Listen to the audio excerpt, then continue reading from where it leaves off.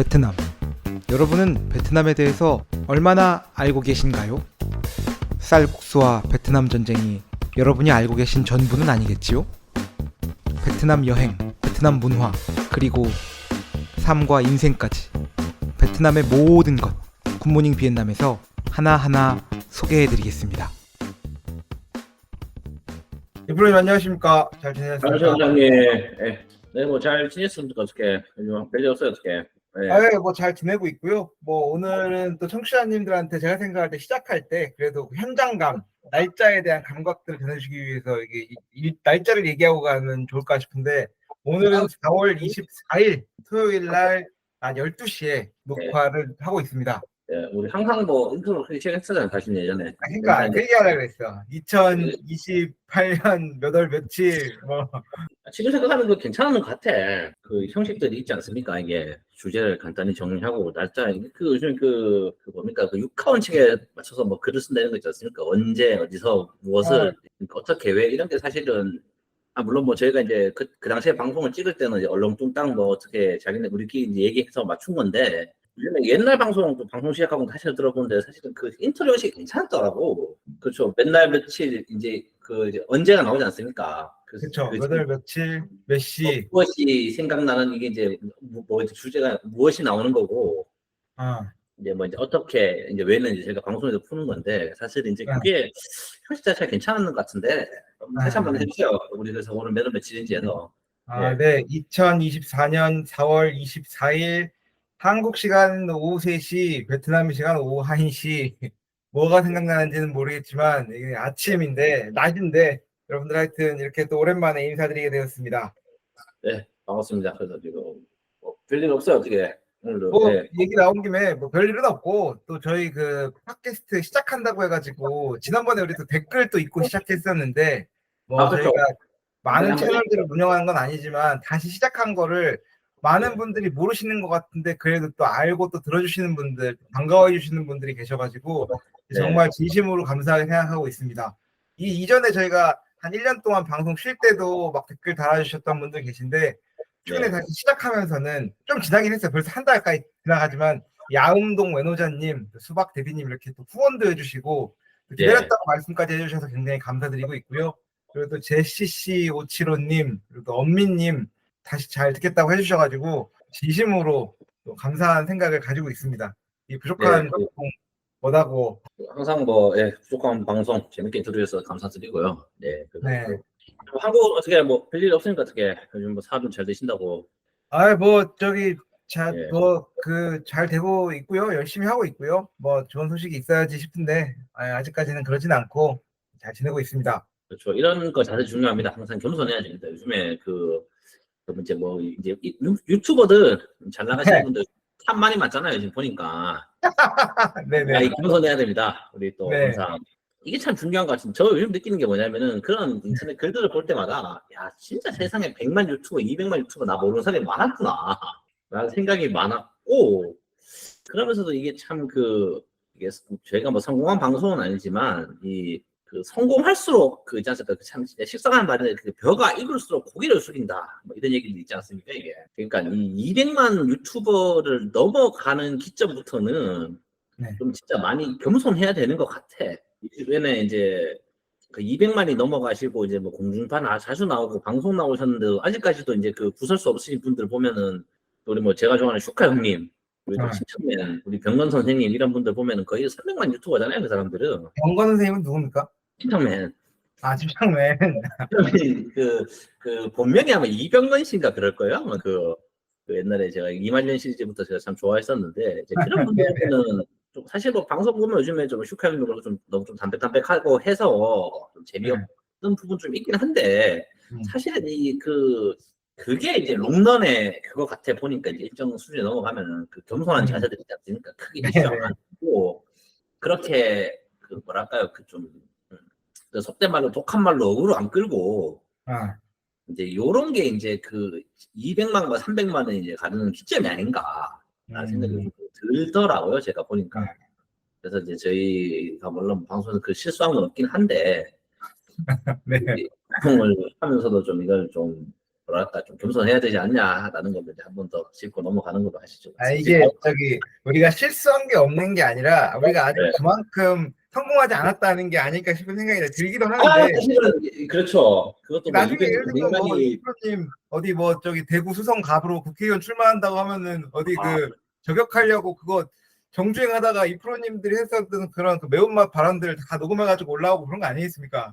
뭐 제가 아직까지 방송에서 한 걸로는 그 정도로 제가 국회의원 되는 거에 발목을 잡을 만한 만큼의 그런 발언이 있었나?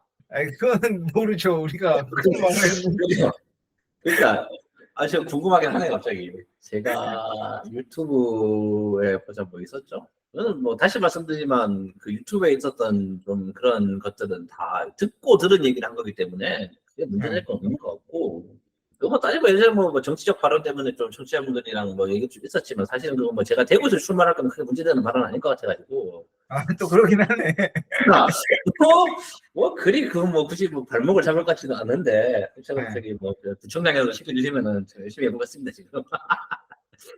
제가 그 방송을 시작하기에 앞서가지고 그 방송 저희 단톡방 댓글 여쭤보신 분 계셨는데 저희가 진심으로 죄송한 거는 방송은 다시 시작했지만 막 댓글을 막 열심히 제때제때 달고 하는 거는 여전히 생업으로 인해서 잘 못하고 있습니다. 그래서 혹시라도 댓글이 늦더라도 조금씩 양해해 부탁드리고요. 어쨌든 제가 유튜브 채널이나 팟빵으로 올려주시는 글에 대해서는 댓글도 달고 단톡방 통해 소통하려고 하고 있으니까요. 아직까지는 지금 저희 딱 한 분 들어와 계신데 나가지 말고 저희가 많은 내용 못 해드리고 있지만 사람들이 서서히 모일 때까지만 조금만 참고 기다려주시면은 그래도 좀 활기차게 역동적으로 움직이는 방이 될 때까지 조금만 기다려주시면 저희가 그 우수 멤버 뭐라고 해야지 광장 이런 거 있지 않습니까? 네, 그 완장 찬다고 하죠. 이제 완장 찰 수 있어요. 대우해드리도록 하겠습니다. 저희 비밀번호 물어보신 계셨는데 비밀번호는 88개입니다. 88888888 맞냐? 그렇습니다. 그렇습니다. 좀 궁금한 게 우리 조회수 어떻게 나와요? 근데 지금 최근 방송. 최근 방송 제가 조회수 한번 확인해 드릴게요. 왜냐면 제가 지금 팟빵을 들어가려고 하는데 또 뭐 핸드폰 인증 뭐 갑자기 바뀌어가지고 그런 거 안 되더라고. 제가 핸드폰이 없어요, 이제 핸드폰이. 그래서 지금 제가 확인이 안 되더라고. 그래서 혹시 그 좀 최근 방송 조회수가 어떻게 나왔습니까? 지금 그러고 보니까 라디오. 저희가 지금 그 최근 그러니까 가장 마지막으로 진행했었던 1년 전 거, 그러니까 2022년도 12월 28일에 올렸던 베트남 F&B 시장에 대한 방송은 그래도 한 3,500조회수가 나왔는데 현재 팟빵 기준으로 해서 저희가 새롭게 올린 방송들은 아직까지는 조회수가 뭐 300회, 400회 이 정도에 그치고 있는 것 같습니다. 아직까지는 또 많은 분들이 모르고 계신 상황이라서 그러지 않을까 싶은 생각이 들고요. 유튜브로 와보면은 유튜브에 올렸던 것도 조회수가 그래도 뭐 100회 내외가 나오고 있습니다. 뭐 하다 보면 다시 뭐 좋아지겠죠. 뭐 이게 뭐 중요한 건 아니니까. 예. 그렇죠. 100회 내외 정도 나오고 있고 제가 유튜브 채널 오랜만에 제가 유튜브에 들어와가지고 뭐가 있나 한번 살펴보니까 재밌는 게 하나 있어가지고 이거는 그냥 얘기하고 가고 싶은데요. 뭐 재밌어요? 관리 채널에 들어와 보면은 그 저희가 옛날에 진짜 엄청 오래전에 베트남에도 여성 전용 19금 마사지샵이 있네요 해서 그렇죠. 그래서 어그로를 개 끌었던 방송이 하나 있는데 그렇죠. 뭔 얘기냐 다낭 그 19 키맨 뭐 그거 관련해서 다뤘던 내용인데 그렇죠. 무슨 이슈가 있었는지 모르겠는데 한 달 전쯤에 엄청 있었던 거 아니지만 댓글이 한 5개 달렸습니다. 뭐라고요? 성지순례 왔습니다. 이 모든 걸 알고 있던 당신께 찰사를 남기는 글이네요. 그리고 또 있습니다. 이 영상은 성지가 되었다. 도대체 왜 성지가 됐는지.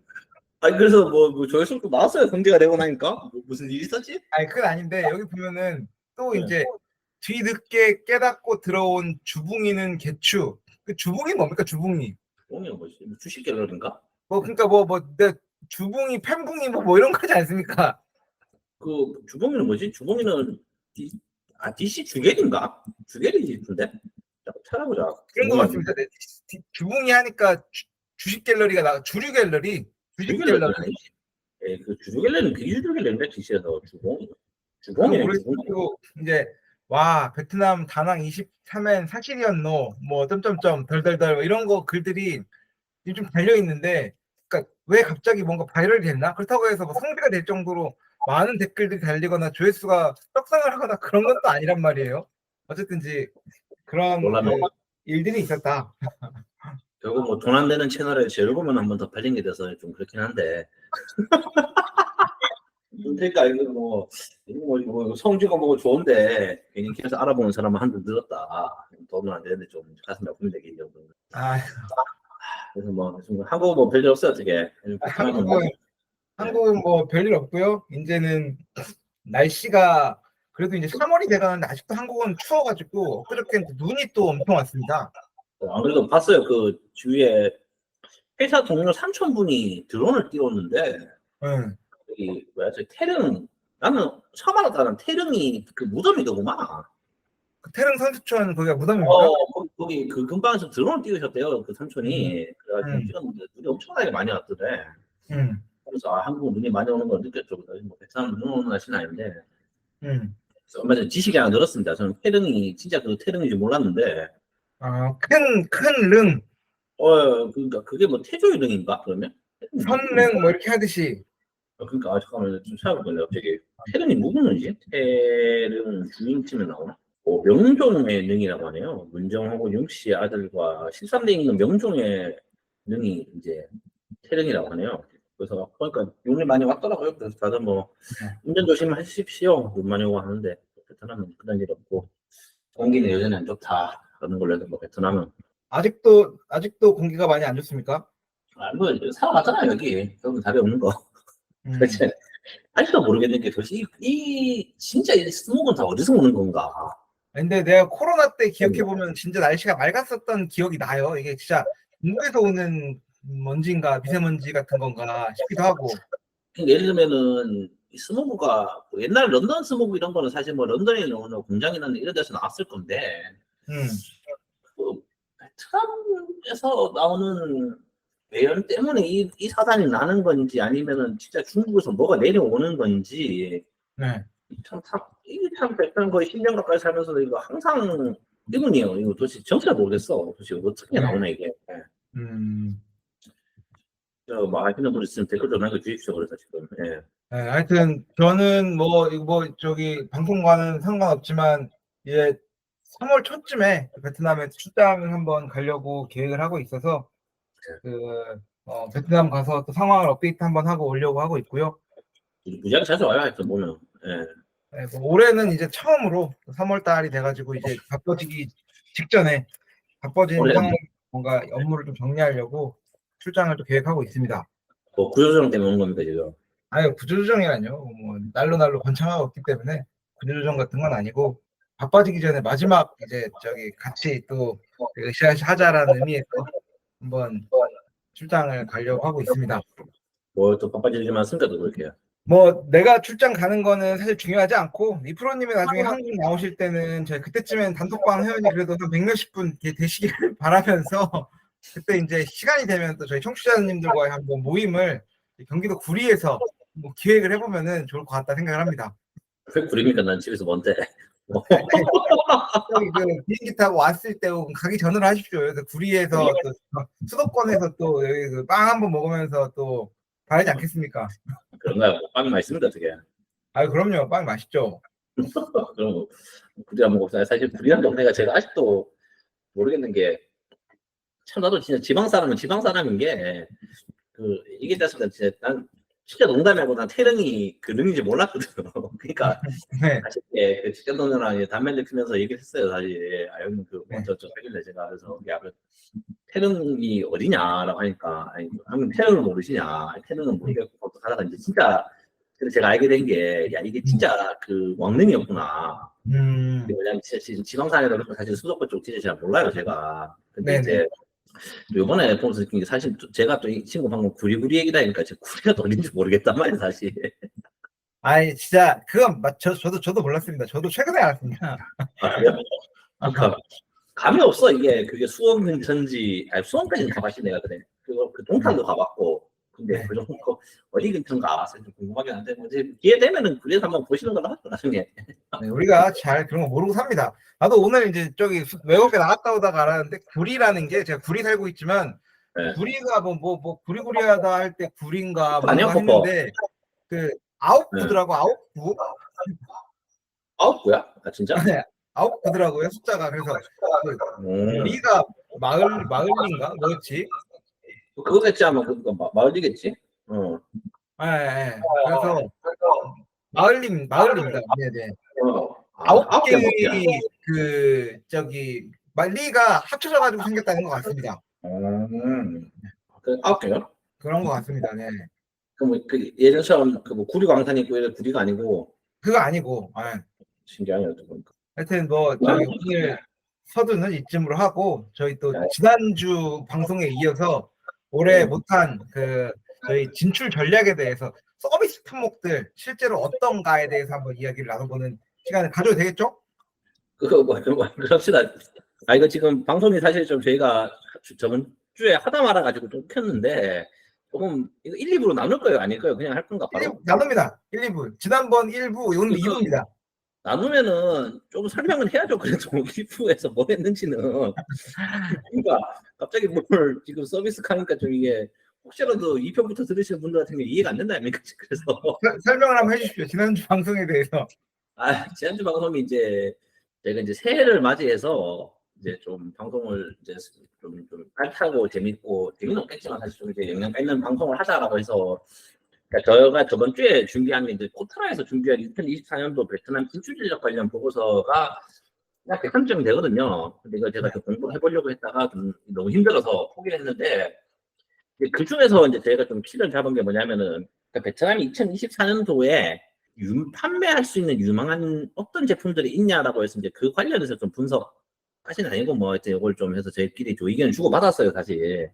그리고 이제 그 다음에 나오는 게 이제 베트남의 이제 일부에서 했던 거를 이제 좀 재화, 이제 실제로 같은 경우 좀 그거라면 두 번째 같은 경우 좀 눈에 보이지 않는 이제 서비스 관련 건에 대해서 좀 이야기를 한번 해보자라고 해서 이번 시간은 간단하게 준비하려고 합니다. 그리고 뭐 시간 되면은 다른 얘기 좀 하려고 하고요. 예. 알겠습니다. 저희 잠깐 쉬었다가 바로 또 이어서 방송 진행하도록 하겠습니다.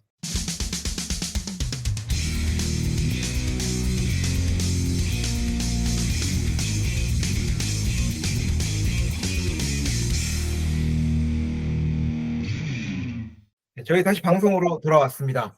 이 방송은 저희가 지난주에도 한번 안내 드렸는데 혹시라도 내용을 함께 보시면서 이야기를 듣고 싶다 하시는 분들은 코트라에서 발간하고 있는 2024년 베트남 진출 전략 검색하시면은요 무료로 다운받으실 수 있는 자료고 굉장히 또 중요한 정보들 양질의 베트남 시장 관련 정보들이 많이 담겨 있기 때문에 꼭 참고해가지고 이 내용을 이제 보시고 또 같이 들으셔도 괜찮겠다 싶어서 말씀을 드립니다. 저희가 지난주까지는 98페이지까지 진행을 했었고요. 그리고 오늘은 그 페이지 기준으로 99페이지부터 이야기를 하려고 하는데 갑자기 98페이지까지 하면 98페이지를 한 줄 알았는데 98페이지를 했습니다. 98페이지까지가 아니고. 그렇습니까? 이거 한국말 중요합니다. 이거 98페이지까지가 아니고 98페이지를 했고요. 아니 저희가 지난 98페이지를 하려고 하는 거죠 지금.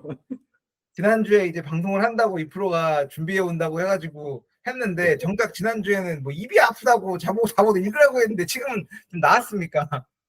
말좀 좋았어. 사실 두뇌는 아직도 조금 아프긴 한데 지금 많이 회복이 됐어요 지금. 그래서 지금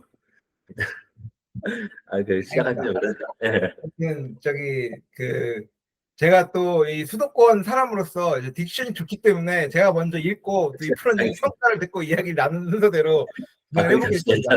네, 알겠습니다. 우리가 이 코트라에서 발간하고 있는 베트남 진출 전략이라는 거는 보통 제가 2024년도 거잖아요. 그러면은 2023년도 여름 정도에 무역관에 있는 시장조 담당 직원이 이제 내용을 쓰고 그 내용을 이제 본사에 보내면은 편찬해가지고 오는데 이게 베트남뿐만 아니라 전 세계에 아마 뭐 100여 군데 이상의 무역관들이 있을 텐데 그 무역관들이 다 이걸 쓸 겁니다. 그 나라에 진출하기 위한 전략, 경제 이슈, 뭐 정치 이슈 이런 것들 정리를 하고요. 꼭 그 마지막 부분에 가면 있는 게 그 나라에 수출하기 좋은 유망 품목 그리고 수출하기에 좋은 유망 서비스들을 정리를 하고 있습니다. 그래서 제가 지난주에 정리했던 것도 이 품목들을 각각 언급을 하면서 이게 유망하다, 유망하지 않다라는 걸 얘기를 했었고요. 그게 틀리다는 말은 아닌데 우리가 이 사람들이 도대체 이걸 왜 유망한 거라고 적었을까에 대한 조심스럽게 추측을 하는 거죠. 제가 생각할 때 이걸 적는 절차와 방식은 진짜 유명한 뭔가를 적는 거라기보다 이 친구들도 이 와꾸가 있단 말이야. 이 양식에 수출 유망 품목과 서비스를 적게 돼 있어. 그러니까 뭐를 적으면 좋을까에 대해서 아마 골머리를 써안고 이제 적었을 거란 말이죠. 그렇게 해서 적은 이게 뭐 틀렸다는 아니지만 맞으면은 어떤 부분에서 맞는 것 같고 틀리면 어떤 부분에서 틀린 것 같은지에 대해서 지금부터 다시 한번 이야기를 해보도록 하겠습니다. 네. 첫 번째로 수출 유망 서비스라고 이야기했던 거는 상업용 세탁 서비스라고 했습니다. 이거를 선정했던 사유는 중산층의 소득 수준이 향상되고 도시 거주 젊은 세대 1인 가구 증가 추세, 최근 5년간 도시 지역의 가파른 집값 상승으로 인해서 세탁기나 건조기 설치가 어려운 소평형 물량을 선호한다 이렇게 돼 있었고요. 시장 동향, 베트남의 상업용 세탁 시장의 연평균 성장률은 아시아 평균치인 3.6%를 상회하는 6%로 전망되며 규모는 연간 2억 5천만 달러에 달할 것으로 추정됨. 베트남 산업무역부의 22년도 5월 발표 자료라고 되어 있었고요. 현재 베트남에는 15,316개의 세탁소가 있으며 이 중 60% 이상이 20년에서 22년도에 창업했다라고 되어 있습니다. 이 진출 전략이 나와 있는 게 셀프 빨래방 매장의 경우 분위기, 부가 서비스 등을 통해 고객이 약 30분 내외의 세탁 건조 시간 동안 매장에 머물며 재방문 의사가 생기도록 하는 것이 중요. 시장 선도 기업이 아직 없으므로 신속한 의사결정을 통한 시장 선점 노력이 필요하다라고 되어 있습니다. 셀프 빨래방 이용해봤습니까? 해봤죠? 베트남에서. 아니요. 다른 뭐 세트 빨래방까지는 아니구나. 보통 세탁을 맡기죠, 많이 근데. 그래서 굳이, 픽업하고 배달까지 합니까? 아니면은 뭐 어떻게 합니까? 보통 이제 로컬 빨래방 같은 경우는 맡기면은 저희가 찾으러 가요. 배달해주는 경우도 있는데. 근데 이거가 지금 제가 일본 브랜드가 잘 기억이 안 나는데, 일본 브랜드가 지금 그 세탁 배달 서비스 해가지고 지금 하는 게 있어요, 사실. 그 회사 이름이 기억이 안 나네, 갑자기. 지금 제가 좀 지금 찾아보겠습니다. 그래서 일단은 지금 그 베트남에 있는 흔히 있는 빨래방의 형태 자체는 이제 빨래방에 물건을 맡기면 네. 그쪽에서 이제 상업용 세탁기를 가지고 이제 사실은 이제 빨래와 건조까지 다 해주는데 예전에 이제 제가 25기 전에 와이프랑 살면서 빨래방을 이용하는 경우 같은 경우는 저희 집에 건조기가 없었어요, 사실. 네. 그리고 제가 이제 임대를 살다 보니까 건조기를 제가 돈을 주고 살 수 있는 뭐 상황 사실 자체는 아니었고 근데 아시다시피 이제 베트남 같은 경우 특히 북부 같은 경우는 겨울이 워낙 이게 좀 습하고 길다 보니까 빨래를 안 말라요. 그래서 특히 이불 빨래 같은 경우는 저희는 이제 상업용 세탁소로 갔죠. 세탁소 가서 이제 물건을 많이 맡겼죠. 예. 이 세탁소는 이제 제가 최근에 한국에다가 그 코인 세탁소를 좀 창업할까를 조금 자세히 알아봤던 적이 있어서 이게 일본으로 나오니까 되게 반가운데 저는 개인적으로 베트남에 있으면서 뭐 그 세탁소를 이용해 본 적이 있긴 있는데 많지는 않고 그렇다고 해서 이용을 많이 하나 싶었을 때는 한국 분들은 많이 이용하는 걸 못 봤고요.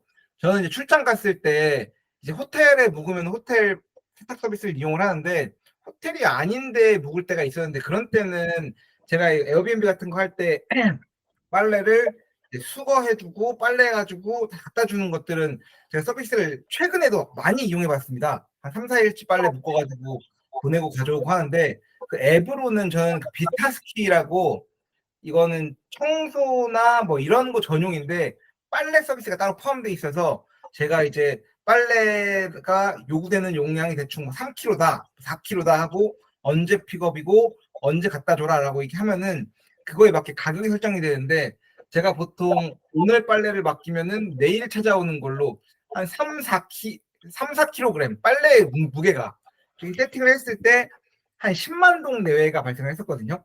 네. 그러니까 싸지는 않았어요. 이거를 뭐 다낭 얘기 들어보고 직접 가져가는 얘기 들어보면은 되게 저렴했는데 한국으로 치면 비싸지만 매우 싸지만 베트남으로 쳤을 때는 빨래 용량이 그렇게 많지가 않은데 이걸 되게 좀 싸진 않다 이렇게 생각을 했던 적이 있었습니다. 물론 호텔이나 이런 거에 비하면 무지 그러겠지만요. 싸겠지만 저도 이거는 뭐 지나가면서 생각 든 사업 중에 하나긴 했고요. 일단은 네. 뭐 지금 시장 상황을 뭐 간단히 말씀드리면은 지금 일본 업체일까요? 재팬 라운더리라고 치니까 나오네. 이거 당신 보면 알 건데 녹색 이거거든 이거. 구글 한번 쳐봐요. 재팬 라운더리라고. 네. 이 친구들이 보면은 길거리 보면은 빨래 배달을 많이 하거든. 네. 그 트럭이라든지 이런 뭐 바이크 같은 걸 해가지고 이제 배달 서비스를 많이 하더라고. 네. 요게 같은 경우가 좀 체인점으로 해서 지금 운영을 하고 있고, 사실은 뭐 저희가 말씀드린 게 길에 있는 세탁소를 얘기하는 건 사실은 좀 주제랑 안 맞는 것 같아서. 그리고 네. 두 번째가 그 크린토피아가 있지 않나? 하면 잠깐만. 프린토피아는 한국 브랜드죠? 아닌가? 글로벌인가? 아니 이게 잠깐만요. 베트남 한인 세탁소 치면 나올 거예요. 워시 프렌즈인가? 아마 그거야 맞아. 이게 좀 있어요 지금 워시 프렌즈라고. 네. 이게 뭐 보니까 이게 한국 세탁소라고 하는 것 같은데 워시 프렌즈 맞나? 잠깐만. 네. 이게 지금 보면은 좀 챙겨가지고 이거는 좀 한인 사원 이런 데 같은 데 보면은 지금 여기 좀 매장이 좀 생겨가지고 네. 지금 좀 사람들이 많이 이용을 하더라고요. 보니까 이제 고가 제품들 같은 경우라든지 아까 제가 말씀드린 이불빨이 이런 거 같은 경우 사실은 집에 건조기 없으면은 좀 핸들링이 힘드니 그렇죠. 이제 이렇게 해서 지금 한국이랑 일본 업체 같은 경우는 이렇게 두 개에서 지금 이거는 종종 보여요. 길거리 보면. 그 말씀드린 워시 프렌드 이런 데 같은 경우는 뭐 로컬 쪽에도 한 번씩 지나가서 본 것 같고 물론 이게 얼마나 살아남는지는 이제 별개 문제지만 네. 이거는 지금 있다는 거라고 해서 괜찮은 비즈니스라고 저는 생각을 해요. 근데 물론 이게 수익 모델의 문제인 건데 이게 제 생각에 이걸 부지를 내려면은 이건 진짜 골목으로 들어가야 될 것 같아 나는. 이게 어, 그 네. 어떤 말씀을 드리자면은 보통 한국 같은 경우는 이거 아파트 쪽에 많이 내잖아요. 그렇죠. 단지들이 1인 가구가 많은 데가 아무래도 훨씬 더 유용하고요. 네. 근데 이거 물론 뭐 한인 세탁소 같은 경우는 이제 뭐 다른 의미로 그거고 배달이 되면 되겠지만 이게 로컬 사람들 대상으로 하려면은 우리가 아는 이런 일반 아파트 단지 같은 경우 사실상 있잖아 세탁기가. 근데 이제 진짜로 제가 봤을 때는 좀 상권이 괜찮다 싶은데 그 학교 이런 애들 보면 기숙사에 10명씩 사는데 세탁기 없잖아 얘들은. 있긴 있지 않을까? 작은 거 공용 세탁기. 공용 세탁기인데 이제 그런 거 같은 경우는 솔직히 그거 공용으로 쓰면은 핸들링이 쉽지 않을 거란 말이야. 그렇죠. 그런 애들이 빨래 자기네들 모아가지고 이거를 세탁기에 맡기는 게 아닐까 싶어가지고요 저는 생각이.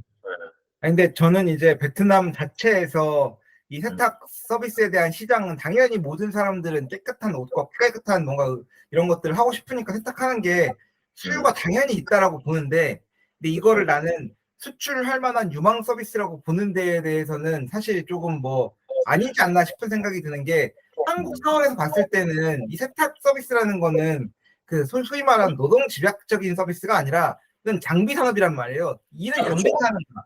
그러니까 이거를 한국에서는 무인 빨래방, 코인 세탁소 이런 개념들로 거의 이제 막 어마어마하게 이제 뻗어나가 있는 거죠. 그래서 한국에서는 이 무인 빨래를 하려고 하면은 이불 빨래 한번 한다 치면은 기본으로 10,000원이 넘어갑니다. 세탁 5,000원, 뭐 건조 5,000원, 뭐 해서 그 이상 되니까 보통 5,000~6,000원씩 하니까 10,000원 넘어간다라고 보는 게 맞을 것 같고요.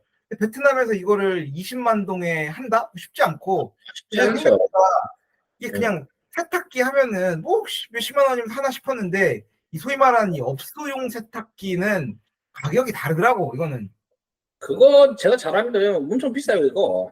아, 제가 예전에 저기 베트남 회사 다니면서 사장님께서 그거 생각하셨던 게 그걸 생각했거든. 그 방진복 세탁을 해보자였어. 네. 방진복 뭘지 알잖아요.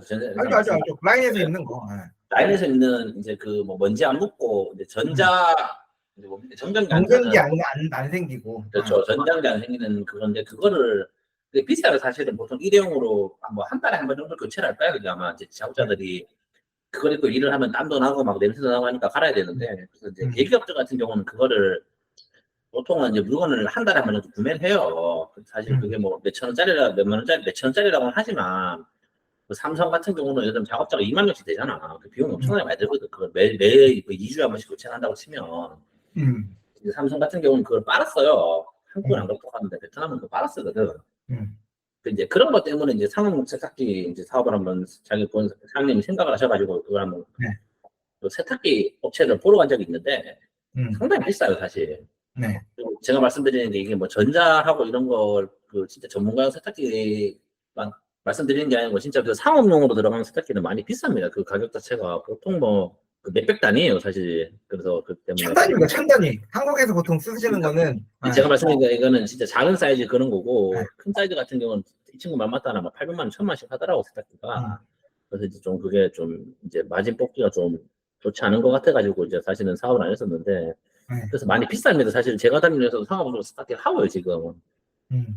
그래서 상업용 세탁기를 많이 하고는 있는데 이제 이게 이제 코트라이트 생각하는 비즈니스 같은 경우 나는 그걸 생각한 것 같아. 이게 세탁 서비스가 아니고 세탁 기업사야 되는 게 아닌가.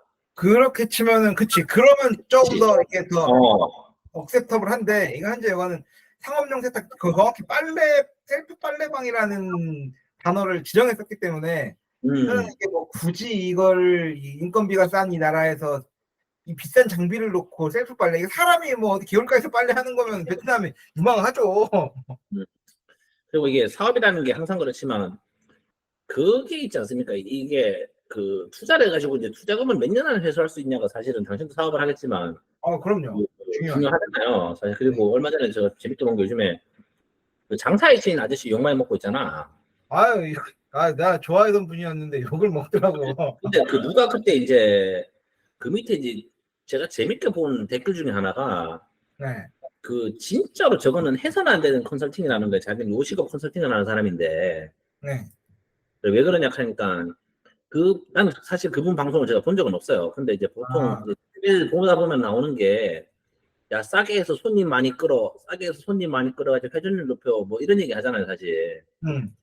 근데 그게 장사하는 입장에서는 너무 뻔하고 좋은 얘기지만 사람들이 그걸 안 하는 이유 중 하나가 네, 보통 이제 사업을 투자했을 때 이제 보통 자기가 생각하는 투자금을 회수하는 그게 있을 거 아닙니까? 지금 보통 이제 투자 비용을 3년 안에 회수하고 그다음부터 손익을 보겠다, 6개월 안에 회수하고 손익을 보겠다. 보통 그런 거 생각하고 이제 네, 사람들이 세팅을 하는 거잖아요.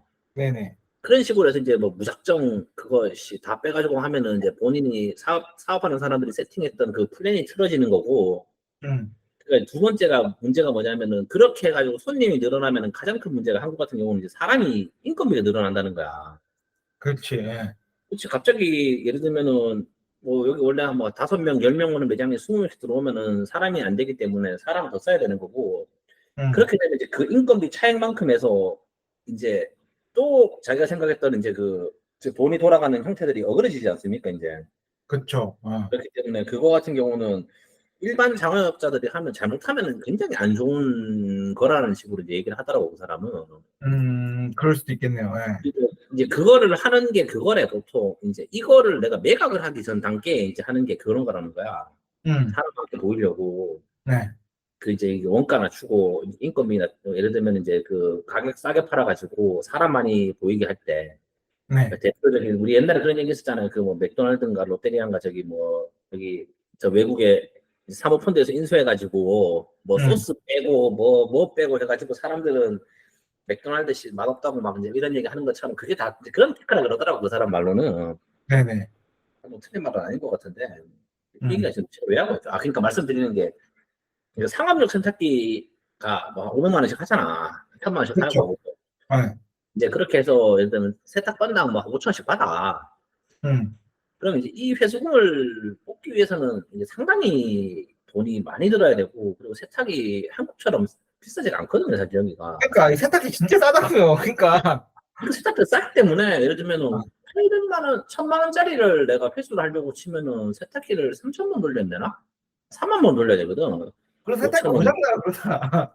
원래 상업용이니까 고장 안 나겠지만 네. 그렇게 되면은 그래 뭐 1,000만 원짜리 생각해서 그럼 한 건당 3,000원짜리 보통 뭐 키로에 3,000원짜리인 거 많거든 사실 길에 보면. 그래 키로에 3,000원 하면 3만 번이잖아요. 네. 3만 번을 이제 뽑으려면은 1년 기준으로 얼마입니까? 보자. 천인데 1년 기준으로 하루에 몇 번씩 돌려야 됩니까? 하루에 100개씩이니까. 어마어마하게 돌려야 된다. 그래서 이게 장난이 아니게 돌아가기 때문에 이게 그렇게 영 재밌는 비즈니스는 아닌 것 같아요 개인적으로는. 예. 네. 맞습니다. 그리고 네. 두 번째가 제가 뭐냐면 생각하는 인기하는 집들이 한국은 제가 잘 모르겠는데 임대하는 집들이 세탁기가 다 있어요. 그리고 대부분. 그럼요. 예. 그렇기 때문에 그렇게 썩 재밌는 비즈니스는 아닌 것 같다. 그 여기서 말하는 세탁 서비스가 그래도 제가 볼 때 억셉터블하고 리즈너블한 비즈니스가 되려고 하면은 그 뭐 이불 빨래가 되고 이불 건조까지 뭐 원활하게 될 수 있는 큰 대형 장비를 갖다 놓고 사업을 하는 거는 아까 말한 대로 그 투자금 회수하는데 리스크가 굉장히 클 수 있겠다 싶고요. 그냥 좀 크지 않은 업소용이지 않은 뭐 적당한 세탁기를 중고로 많이 놓고 그래서 일반적으로 아까 대학생이나 아니면 1인 가구 중에서 적당히 큰 빨래를 감당할 수 없을 정도 여건이 돼 있는 사람들 거를 모아가지고 이제 막 빨리빨리 해가지고 돌려가지고 하는 투자금이 많지 않은 세탁 서비스는 잘 꾸미면 좀 되지 않을까. 그럼 이제 저 같은 뭐 출장 고객이나 아니면은 건조기가 없어가지고 말 그대로 단순한 빨래도 건조가 어려운 고객들한테나 할 수 있지 않을까? 뭐 그런 생각은 들지만 큰 장비를 투자하는 거는 리스크가 있어 보인다로 마무리하면 어떨까? 이거는 제가 알기로는 이거 하려면 B2B를 잡아야 돼요. 유니폼 하는데 이런데. 아, 그치. 그러면 그 B2B 잡아야지. 이것도 중요하고 한데 좀 그렇게 쉽지는 않을 것 같긴 합니다. 제가 봤을 때는 그렇게. 왜냐면은 모르죠. 뭐 우리가 좀 시장을 100% 보고 아는 건 아니기 때문에. 그럼요. 아닐 수도 있으니까. 지금 당장 뭐 저희가 투자를 해가지고 이걸 하기에는 조금 애로사항이 있을 것 같다라는 거죠. 지금 저희가 지금 당장 자본을 출자해서 사업을 한다고 하면은 글쎄요, 이거는 뭐 조금 의문스럽긴 하네요, 개인적으로. 네네. 그러면 저희가 그 다음으로 넘어가서 이번에는 또 재밌는 얘기가 나올 것 같은데 헬스장, 요가 센터 등 체육 시설업입니다. 포트라에서 이걸 선정한 이유는 코로나19 이후 건강에 대한 관심이 증대되었다. 이야, 전통적인 표현이지. 도시화 및 중산층의 성장. 건강에 관심 없는 사람 없다니까. 좀 맞았으면 좋겠어, 이거. 그러니까 이 베트남에 있어서 모든 시장에 대한 설명은 다 똑같습니다. 이거 코로나19 이후 건강에 대한 관심 증대, 이거는 모든 거에 적용될 수 있고요. 두 번째, 도시화와 중산층의 성장. 이것도 진짜 너무 그런 그 관용적이라고 해야 되나? 매너리즘에 빠진 표현인데 도시화 및 저도 많이 쓰는 거지만 완전 무시해요, 진짜로. 도시화 및 중산층의 성장, 피트니스 산업 발전에 있어서 긍정적인 요인이 다수 확장되고 있음. SNS 및 인플루언서의 파급력으로 인해 보디빌딩 및 체중 감량 등 외모 관리에 대한 관심이 증대되고 있다. 시장 동향. 베트남에서 헬스장 등 체육 시설은 접근이 어려운 고가의 장소라는 이미지 2010년대 초반에서 건강을 위해 필수적인 장소라는 인식이 확대되고 있다라고 했고요. 경쟁 동향.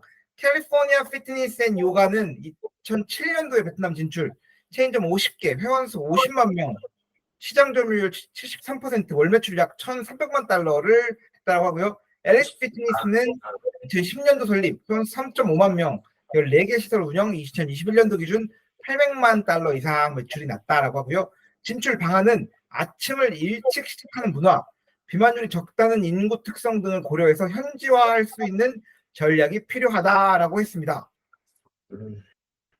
다시 어떻게 봅니까, 이거? 저는 일단은 어떤 평가다라는 걸 하기 전에 베트남의 이 헬스장 시장에 대해서 그냥 제가 느꼈던 바를 얘기하면요.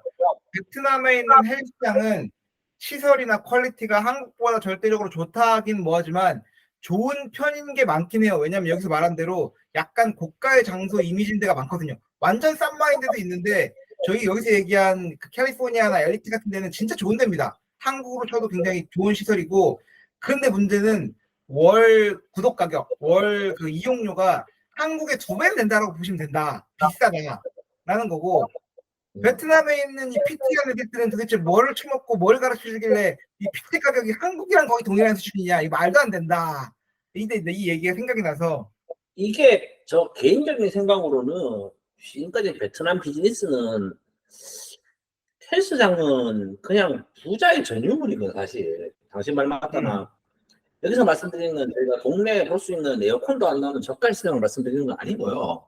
그건 아니에요. 분명히 그런 헬스장도 엄청 많고 그런 건 싸요. 사실 뭐 하나 월에 뭐 10,000원, 5,000원 주면은 5,000원 오버겠다 운동할 수 있거든요. 사실 그런 데는. 월 30만 동 15,000원이면 하는데 제가 봤습니다. 만동 15,000원. 한국에 돌아가는 데서 진짜 그 우리 막 저 동사무소 헬스장 같은 느낌 나는 데가 있긴 한데 그런 거 제외하고 기존에 있는 이 PT에서 이 자료에서 언급하고 있는 캘리포니아 지역이나 엘리트 피트니스 같은 경우는 사실은 사람들도 많고 한데 엄청 비싸거든요. 한국보다 비싸고. 근데 이거를 저는 어떤 식으로 이해를 했냐면은 그 부자들이 약간 그 취미생활 같은 거 있잖아요. 전유물. 우리 옛날에 보면은 네. 돈 있는 사람들 호텔 시장 끊는다 그랬고, 네. 그 골프 회원권 끊고 옛날 뭐 그런 느낌처럼 있잖아요. 그런 것 같네. 예, 예. 그런 느낌이야. 그냥 그 진짜 운동을 하는지 내가 모르겠지만 약간 음. 그 위치도 위치고 하는 것들이 보면은 물론 그거를 뭐 골프 회원권이나 호텔 회원권처럼 거래를 한다는 얘기는 아니지만 약간 그 속된 말로 그 있는 놈들끼리 노는 느낌이 강해요. 사실 필성 가보면은 솔직히 한국 사람 입장에서 봐도 월에 15만 원씩 주고 해서 못하거든 일반 사람들이. 네. 그런데도 이제 회원을 운영을 하고 한다는 거는 좀 그런 느낌이 아니었나 싶어 개인적으로. 그 우리가 예전에 생각했던 좀 골프 회원권, 야 내가 그래도 저기 뭐 롯데호텔 골프 회원권 가지고 있어요. 호텔 회원권 가지고 있어. 거기서 운동해. 약간 이런 느낌 있잖아. 음. 약간 좀 쇼잉이 많이 들어가지 않아 싶긴 해요. 개인적으로는 기존에 있는 헬스장 같은 경우는. 그런데 이제 뭐 그렇다는 건데 기존 헬스장들 같은 경우는 그래서 이건 사실은 굉장히 시설 좋고 굉장히 고가고 그렇게 해서 사실 일반인들이 좀 접근하기에는 좀 그럴 것 같긴 하고 개인적인 사업하는 사람들은 그 본인들이 투자를 해서 뭔가 새로 짓더라도 이건 좀 많은 그게 필요할 것 같은 게 사실은 이 여기서 언급했던 캘리포니아 심이라든지 엘리트 웨트스 같은 경우는 이미 브랜드가 됐거든요. 여기서 그럼요. 고급의 상징. 예를 들면은 뭐 내가 한국에서는 어느 호텔 회원권이 좋은지 모르겠지만 내가 힐튼 호텔 회원권이 좋다고 치면은 내가 그걸 가지고 거기서 뭔가를 운동하는 사람 같은 느낌이기 때문에 네. 이게 뭐 후발주자들이 들어가기는 조금 힘들 것 같긴 하고 근데도 뭐 운동을 엄청 많이 하니 사실은 저는 좀 시장이 있다고 보는 거는 뭐냐면 중저가 헬스장 같은 경우는 너무 이게 좀 안 좋은 데가 많다 보니 그치. 예. 거기 조금만 좀 예쁘게 다듬어서 하면은 사실은 이제 그런 사람들 같은 경우는 좀 잡을 수 있지 않냐라는 생각이 좀 들긴 해요. 네. 어떻게 말씀드려야 되나. 네. 그 저가 헬스장으로 프랜차이즈를 하나 중저가로 하나 하는 것도 나쁘지 않지 않을까라는 생각이 들었지만 월에 10,000원짜리, 15,000원짜리 헬스장으로 회원을 내가 몇 명을 모아야지 돈을 벌까라고 생각하면 또 그것도 애매하긴 해, 사실. 그쵸. 그건 애매하긴 해. 10,000원짜리 헬스장으로. 헬스장 보통 뭐 한 1,000명씩 들어오나? 헬스장에 등록 숫자가. 그거는 뭐 제가 헬스장 영업을 안 해봐서 모르겠지만, 그러니까 조금 애매하지 않나는 좀 생각 들긴 하네요, 개인적으로는. 근데도, 저는 좀 생각이 좀 늦게까지 하는 헬스장이랑, 그런 중저가 헬스장 좀 섞어가지고 하면은, 그것도 좀 나름대로는 괜찮을 것 같은 생각 좀 들긴 합니다, 개인적으로는. 헬스 끊어봤습니까? 지금 집 밑에 있는 헬스장은 지금 밑에 요번 주부터 끊어가지고 하루에 30분씩 뛰고 있어요, 지금. 거기 얼마짜리입니까? 저희는 아파트 헬스장이라서 싸요, 한 2만 원. 한 50만 동. 뭐 그 정도입니다. 그래서 3만 원, 2만 원대라 가지고 하는데 그렇게 크진 않고요. 뭐 운동 기구가 많다거나 하지도 않는데 왜냐면 일주일에 위주로 하다 보니까 사실 사람 없고 조용하긴 해요. 좋긴 하고. 이게 그냥 근데 여러분 아셔야 되는 게 제가 이런 그 캘리포니아나 엘리트 같은 데는 한 달 이용 요금이 한국 같은 경우에는 보통 연으로 끊으면 월 3만 원, 4만 원이 표준인데 여기 같은 경우에는 그냥 200만 동 이상입니다. 그거를 받는 이유도 그런 것 같아 개인적으로는 왜 그렇게 비싸게 받을까? 근데 보면은 이 엘리트나 캘리포니아 같은 데는 그 입점에 있는 데가 보통 백화점이나 쇼핑센터의 한 층을 차지하고 있어요. 진짜 비싼 데 들어가 있어 또 지들이. 그래도 말씀드린 게 왜냐면은 그 미국 헬스장이 싸고 크다고 좋다며 왜 그럴까? 미국 운동하는 사람들이 많거든. 그렇기 때문에 조금 싸고 저가로 해도 되지 않을까라는 생각이야, 사실은. 거기는 이제 양치기 할 수 있으니까, 속된 말로.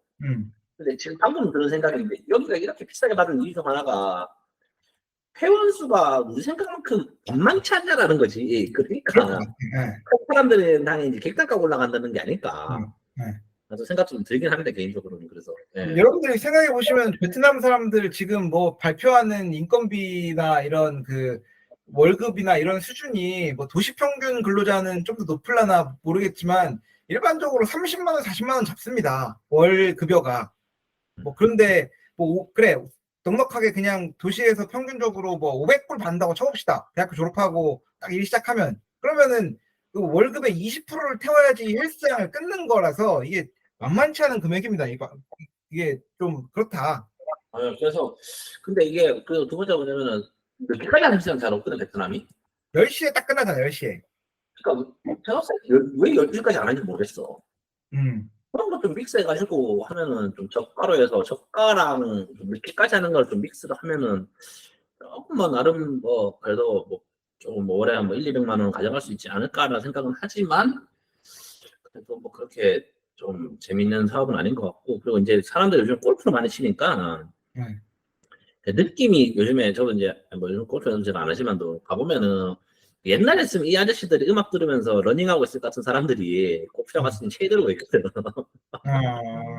그러니까 약간 지금 생각하는 여기서 말하는 캘리포니아랑 이제 엘리트 피트니스는 진짜 그거 같다. 정말 우리가 네. 생각하는 그 몸을 만들기 위해서 헬스를 하는 것도 있겠지만 네. 그거보다는 뭔가 좀 자의식 과잉 있잖아요. 내가 그래도 이런 데서 헬스 한다라는 좀 그 뭔가 네네. 극단한 느낌을 주기 위한 것들이 강하지 않냐. 예. 한국에 네. 옛날에 저기 뭐 그런 거 많았잖아요. 뭐 강남 어디 짐 하면서 막 이런 거 있잖아요. 그 음. 유명한 데도 많았잖아요. 사실 뭐 강남 어디 뭐 압구정에 어디 짐 뭐 이런 데서 운동한다라는 게 네. 그러니까 내가 건강을 신경 쓰고 이만큼은 돈을 쓸 수 있다라는 그 뭐랄까 그 좀 그런 게 좀 있지 않나 싶습니다. 보여주긴 게 좀 있지 않냐라는 생각도 좀 들긴 합니다 개인적으로. 예. 그래서 뭐 결론적으로 얘기를 해보면은 이거는 뭐 당연히 그 저기 시장성은 충분하다. 내가 볼 때는 이 사람들부터 적합한 그러니까 적절한 서비스 비용을 책정했는데 그 서비스 이용의 만족도가 높으면은 당연히 잘 될 겁니다. 근데 그거를 받자기 하기에는 우리가 받을 수 있는 금액이 아닌데 또 될 것도 같은데 그럼 한국 헬스장 굉장히 좋고 그래도 하는데 보통 3만 원이면 하잖아요. 그렇죠. 여기도 뭐 인건비 낮아지고 임대료 낮아지면은 월 50만 동 수준에서도 할 수 있다라는 거잖아. 그래서 말씀드린 것처럼 중저가로 해서 저는 그렇게 뭐 엄청 부정적인 것 같지는 않은 게 예를 들면 그러니까 캘리포니아 짐에 반대되는 걸 만드는 거지. 어, 그러니까 좀 험불한 사람들을 대상으로 하는 짐들 있잖아요. 사실 그냥 네. 너무 그렇게 비싼 거 안 하고 그리고 제가 봤을 땐 캘리포니아 짐 비싼 게 그것 때문에 비싸요. 사실 안에 뭐 수영장도 있고 뭐 그리고 말씀드린 것처럼 비싼데 입점을 하고 있으니까 비싼 거예요. 사실 그 임대료 감당 못 하거든. 그렇게 돈 안 주면은. 그렇지. 근데 조금 좀 B급 입지에다가 어차피 여기는 베트남 B급 입지가 될 수 있는 게 여기가 오토바이 타고 많이 다니기 때문에 사실은 조금 자유롭죠. 사실은 한국보다야. 그렇기 때문에 그런 데서 해서 중저가형으로 한 다음에 조금 늦게까지 하는 걸로 해서 조금 뭐 좀 세팅하면 이것도 뭐 그렇게 뭐 나쁘진 않을 것 같다라는 생각입니다. 예. 네, 여러분 이제 베트남 헬스장 진출을 원하시는 분들은 저기 언제든지 편하게 연락을 주시면은 영 그렇게 부정적인 것 같지는 않아. 왜냐면 말씀드렸다시피 기존의 사업들이 너무 그 뭐랄까 그 너무 뜬구름 없는 거라 가지고 너무 그 가격대가 너무 뜬구름이 없기 때문에 그거는 조금 구름에 잡힐 정도로만 하면은 그리 뭐 나쁜 것 같지는 않습니다.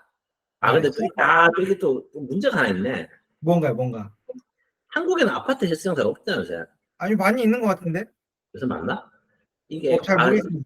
요게 조금 그건 게 뭐냐면은 요즘에 제가 이사 와 보니까 알겠는 게 동마다 헬스장이 다 있어. 그러니까 이제 예를 들면은 여기 사업을 이제 투 스텝으로 생각을 하면은 첫 번째가 이제 여기서 예를 들어 피크 위치에서 이제 사업을 성공시킨다. 이걸 프랜차이즈와 브랜드화를 시킨 다음에 이제 신축 아파트에다가 이제 이걸 짓는 거지. 그런 식으로 해서 좀 사업 확장을 하면 되지 않겠나 싶은 게 왜냐면은 일반적으로 아파트 단지 같은 데는 헬스장을 내기 힘든 게 왜냐면 아파트의 상가에 로컬 아파트도 보면 헬스장이 다 붙어 있어. 그게 이제 좀 크리티컬한 좀 뭐랄까 이슈가 아닐까 생각도 드는데. 그러니까 그 아파트에 붙어 있는 건 소위 말하는 쌈마이고 뭐 옷도 안 주고 그냥 와서 하고 갈 사람 베트남은 20만 원짜리 못 던집니다 어디가도. 네, 주민들 커뮤니티 센터 느낌인 건데 그러니까 그런 데랑도 차별화를 두면서 캘리포니아나 리트랑 비교했을 때도 뭔가 차별화를 가져갈 수 있는 뭔가 좋은 전략을 내세우면 될 수 있다. 괜찮을 것 같다. 주입던 이런 데 헬스장 하나 내면 괜찮을 것 같은데? 그렇게 안 비싸게 잡고 가격. 네. 나쁘지 않은 비즈니스 같아요. 제 생각이 조금 긍정적으로 생각하면 약간. 네, 저희 돈을 들고 베트남 헬스장 사업을 하고 싶으신다 하시면은 언제든지 연락을 주시면은 감사하겠습니다. 그래서 일단 뭐 마지막 말씀드리면 진출 방안은 4일쯤 열기 때문에 늦게까지 하는 시장을 하면 된다. 네. 이는 그 보시면 될 것 같아요. 제가 세 번째로 넘어가겠습니다. 세 번째는 뭐 저는 잘 모르는 부분인데 이 프로님 잘할 것 같아요. 모바일 게임이라는 품목인데요, 서비스인데요. 선정 사유 베트남 앱스토어에는 일평균 50개 이상의 게임이 출시되고 있음. 1억 인구, 스마트폰 가입자 1.1억 명, 5천만 게임 유저, 다수의 저임금 IT 개발자 등 모바일 게임 경제를 이끌어 나갈 풍부한 인적 자원을 보유하고 있다. 시장 동향. 베트남의 주요 퍼블리셔들이 뭐 여러 가지가 있다고 했고요. 전망. 베트남 게임 산업은 연평균 9%의 성장률로 아세안 지역 평균인 8.1%를 상회하며 급성장할 것으로 전망된다. 그리고 진출 방안. 세계 그 어떠한 인구보다도 숏폼 콘텐츠의 친숙함으로 속도감 있는 전개가 가능하도록 게임을 설계할 필요가 있음. 퍼블리셔, SNS 플랫폼 등 현지 주요 파트너와 협업 네트워크 구축이 필요하다라고 했는데 게임 시장, 모바일 게임 시장 어떻게 보십니까? 저는 모바일 게임을 안 하는 사람으로서 잘 모르겠습니다. 유망하죠. 이거는 뭐 유망하죠. 이거는 뭐 유망 안 하다고 하는 것도 이상하고. 예. 근데 왜냐면 핸드폰 게임 많이 해요, 진짜로. 베트남에 직장 회사 동료들 보면은 네. 진짜 게임 많이 하거든요. 핸드폰 켜놓고 일도 하고 엘리베이터에서 하고 밥 먹으면서 하고 이거 엄청나게 많이 하는데 근데 그 게임들이 로컬 네. 게임도 많이 합니까? 로컬 게임도 많이 해요. 보면은 그 사실 여기는 중국산 게임들이 많아요. 지금 보면 뭐 배틀그라운드 이런 거 있잖아요. 사실 그거 중국에서 약간 뭐 카페 아닌 카페를 해가지고 뭐 그런 것들 제품도 있지 않습니까? 중국산 배틀그라운드 짝퉁 이런 거. 네. 그래서 이런 거 뭐 엄청나게 많이는 합니다. 하는데 이제 이건 수입 구조가 좀 애매하긴 하죠. 네. 그래서 이게 내가 듣기로 한국은 그래도 뭔가 이 나이 먹고 뭐 학생 때야 뭔가 이거 현금 결제 한번 하려고 하면 막 후덜후덜 해가지고 잘 못하지만 직장인들은 그래도 이 페이투윈 하는 것들은 뭐 적당히 막 돈 쓰잖아요. 결제해가지고 있고 네. 하는데 이 베트남 사람들은 이게 이 현금 결제가 거의 안 나온다고 이제 들었던 것 같거든요. 제가 봐도 아직까지는 조금 이게 게임은 사실은 과금의 형태가 여러 가지 형태가 있잖아요. 이거를 월정액으로 하는데 요즘에 펀드폰 같은 경우는 사실 월정액을 하진 않고, 그치. 이제 월정액 같은 경우는 이제 사실은 뭐 핸드폰 시장이고 대부분의 이제 오프라인 게임에서도 좀 온라인 게임에서 좀 사장되는 형식이고 이제 대부분 이제 무료로 푼 다음에 이제 부분 유료화 형태의 이제 BM 모델을 많이 따는데. 그리고 그래서 뭐 저희 뭐 이슈가 많았던 리니지라든지 뭐 픽 온라인 같은 경우가 이제 사실은 거기서 이제 성공한 수익 모델이고 이제 모든 국가들이 이제 그거에 대해서 따라가는데 이건 참 애매하긴 하다. 제가 이게 뭐냐면은 제가 개인적으로 생각했을 때는 이게 상방이 높아야지 이게 하방이 따라오는 것 같거든.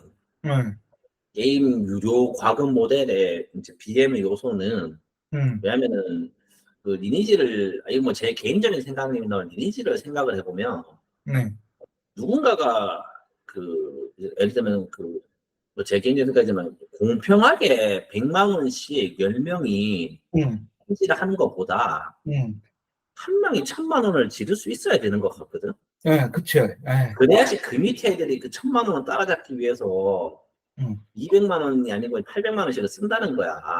그럼 그게 물론 뭐 여러 가지가 있겠지만 뭐 제 생각에 제가 생각하는 게임의 BM 모델은 그런 것 같아요. 그래서 맨날 그 리니지 얘기하면서 큰 손 얘기하고 절대 그 게임 방송 BJ들 리니지 BJ들이 뭐 피파 BJ들이 절대 그런 얘기 안 하거든. 밑에 사람이 얼마 썼다는 얘기는 안 하고 물론 사람들이 그런 거 관심도 없지만 대부분 그런 거 있잖아요. 아 우리도 큰 형님이 지금 연에 50억씩 100억을 씁니다 라는 거잖아.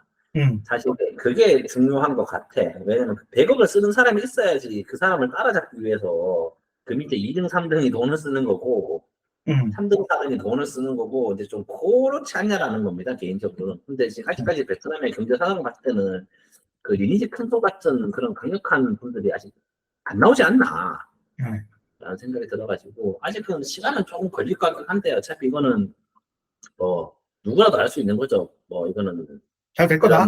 뭐 잘 될 건데 아직까지 그렇게 뭐 여기서 확 획기적으로 돈을 벌 수 있는 것 같은 경우는 조금 부족하지 않냐라는 생각도 들고요. 네. 근데 되긴 되죠. 이거는 안 될 수가 있으니까 사실 이거는 지금 21세기 이 세상에서 게임 사업이 안 된다라고 얘기할 수 있는 사람은 없잖아요. 그럼요. 그것도 모바일 게임이고 뭐 이거는 그거는 안 된다고 할 수 있는 용기이기 때문에 그거는 조금 뭐 다른 생각이긴 하지만 아직까지는 조금 뭐 한처럼 그 엄청나게 크게 많이 돈을 벌지는 못할 것 같다라는 겁니다. 사실 그리고 이건 뭐 글로벌 유망이지 베트남 수출 유망이라고 하기에는 그냥 너무나 그 당연한 얘기를 적은 것 같다라는 느낌적인 느낌도 없잖아요. 당연한 얘기라서 사실은 조금 재미없긴 하네요. 그런 개인적으로. 다음으로 넘어가겠습니다. 품목명사 에듀테크입니다. 선정사유 1개 학년 평균 인구가 180만 명으로서 한국 학령 인구의 4~5배 수준. 코로나19 이후 비대면 교육 수요 증가 및 성장 지속. 높은 교육열로 인해 한국과 시장 특성이 유사하다. 시장 동향. 최근 8년간 에듀테크 스타트업 투자 유치 규모 1조 300억 달러는 첨단 기술 분야 중 전자결제, 이커머스에 이어 처음이다. 22년도 한 해에만 에듀테크 100개사 이상 창업했으며 현재 300개 이상의 에듀테크 기업이 있는 것으로 추정된다. 경쟁 동향.